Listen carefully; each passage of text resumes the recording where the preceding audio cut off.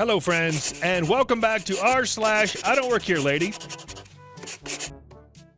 Today we have 3 news stories, and the first story about Karen in the store that thinks that OP works there, sees her at another store and thinks OP left her post, demands special treatment from that store.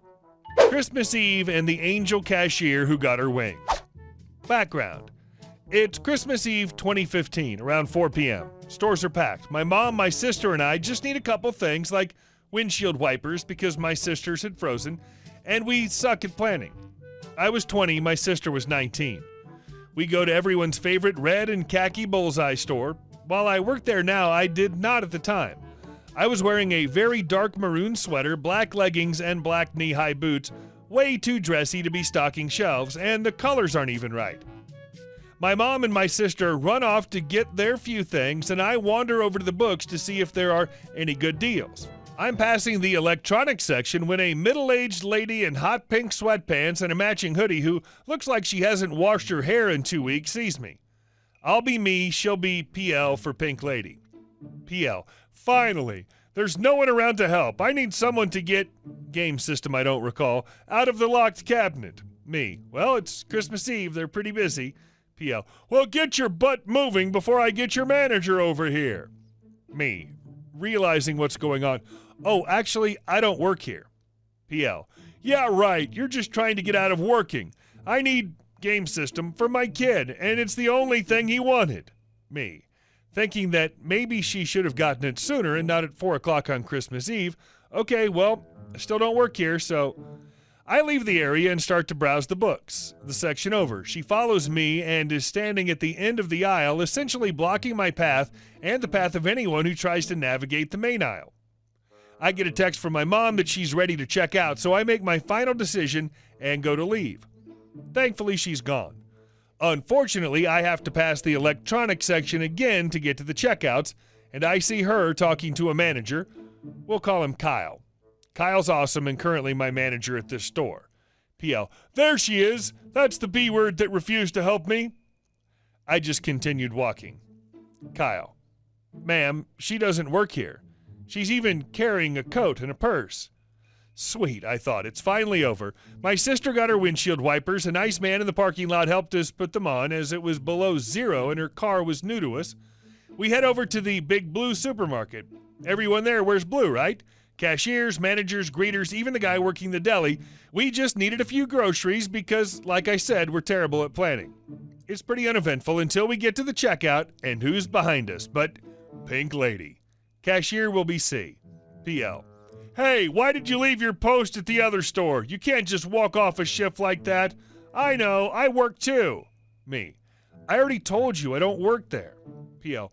Right, sure you don't. Turns to cashier. I should go ahead of her. She clearly can't do her job and thinks her time is more important than mine. Cashier.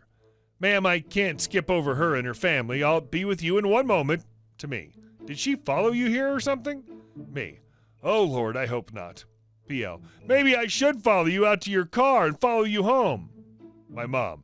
Lady, leave her alone. She told you several times she doesn't work there. She doesn't work here either.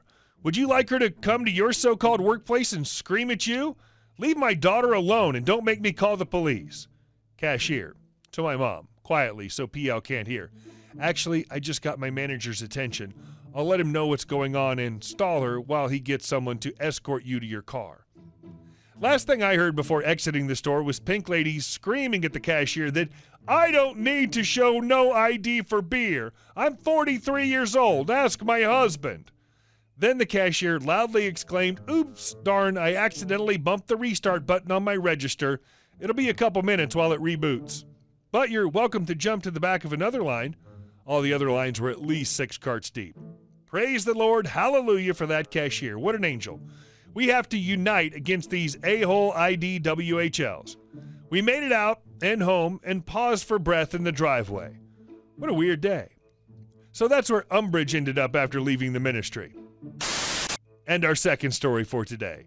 No, I won't fill your tank for you. I've had a ton of IDWHL experiences, but never any that would be suitable for anything other than a short anecdote. However, that changed yesterday. So I work in government in a position that requires me to be in the field a lot. So I drive government vehicles to get to my work sites. Because I'm in the field, I don't have any kind of uniform beyond business casual and a high-vis vest. But I've taken the vest off as I'm at the end of my day. With these vehicles, when we need to gas up, we have a tier list for which gas stations to try first. I'm going through a medium-sized city at the end of my day, and I need to fill up the truck I'm driving. For me, the most convenient gas station is Petrocan. The closest Petrocan I found was formerly a full-service station, but is now fully self-serve and has been for almost a decade. Anyway, I get out and start filling up the truck. Keep in mind that the government trucks have the provincial logo on the doors and serial numbers on the back and both sides, so there's no mistaking when you're beside one. So I'm filling up my vehicle, and an older woman comes up to me. Completely unassuming appearance, not one of the let me speak to your manager types. She comes up to me and asks, "When you're done with their car, can you please fill up mine?" Now, the station we're at has self printed on the post between the pumps, indicating that you're at a self-serve pump. She should have seen it, so I glance around to confirm that she's talking to me. The employees have very recognizable uniforms, very different to what I'm wearing, so I was very confused as to why she was talking to me. Bear in mind that I've taken off my high-vis vest, too. I'll be me, weird lady will be WL. Me. This is my work vehicle. WL. Yes, you're working on this vehicle. Can you do mine when you're done? Me. No, I don't work here. WL. Sure you do. Why else would you be filling this truck? Me. Because I drive this truck for work, and I'm responsible for keeping it in working order while I have it signed out. WL. Whatever, just fill mine up once you're done here. At this point, I'm a little in disbelief, but she's walking away, so I call after her. Me. Why don't you ask one of the actual employees to help if you need help? WL. Oh, I don't want people like them working on my car. She walked back to her car in a self-important way. Oh, so that's it, huh? You ask a white-looking man to fill your car because you're racist. Good to know. For context, I'm mixed-race East Asian, but I look more white than Asian, so this woman hit a bingo on how to make my blood boil. For professional reasons, I can't do or say anything that I would have preferred to have done, but what I did was go inside as soon as I was done filling the tank and told the man working there that a woman in a very nice car had requested full service, then went back to my truck. Just as I was leaving, I got a glimpse of her outraged face as two of the kind employees came out to fill her tank, wash her windows, and check her tire pressure. I don't know what happened next, but I hope she enjoyed getting her car filled up. And our third story.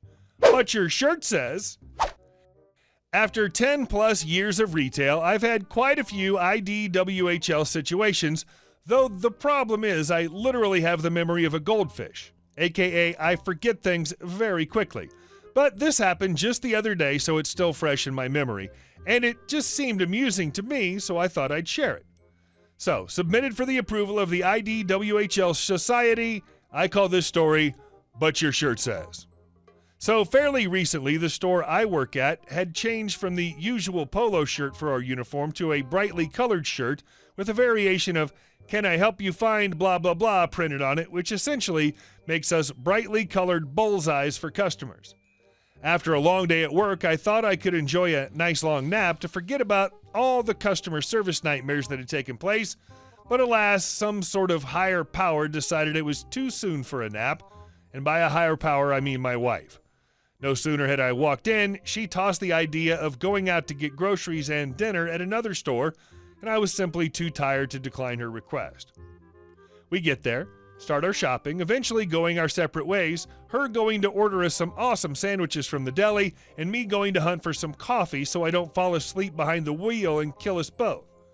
As I stand in front of the containers of cold brew, like the caffeine-addicted zombie I am, I suddenly feel someone staring at me, only to find a small woman with the best resting bee face ever just staring at me. Since I'm not at all creative, M will be for me, and RBF will be for, well, you can take a guess. RBF. You don't have random product I don't remember on the shelf. You need to go see if you have it in the back for me. Me. I'm sorry, but I don't work here. RBF. Well, your shirt says you do. To my horror, I look down and realize that I am still wearing my work shirt. Also, to my horror, this customer can actually read, unlike 95% of other customers that seem to either not know how to read or are just too lazy to. Now, the thing is, the store we're currently at, the employees all wear black or dark blue polos, not the oh too bright t-shirt that I'm wearing. Regardless, my shirt does basically say, "How can I help you?" So I can wholeheartedly see how she could think I did work at this store. I really walked into this situation because I was too tired and lazy to change my shirt, but I never get the chance to explain. RBF, agitated that I haven't done what she wants, so are you going to looking back or what?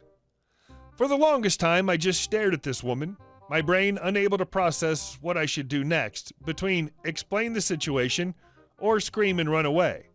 Suddenly, I have a realization of three things. 1, I have yet to get the coffee, which I so desperately need. 2, I'm not at work. 3, I owe this woman no explanation.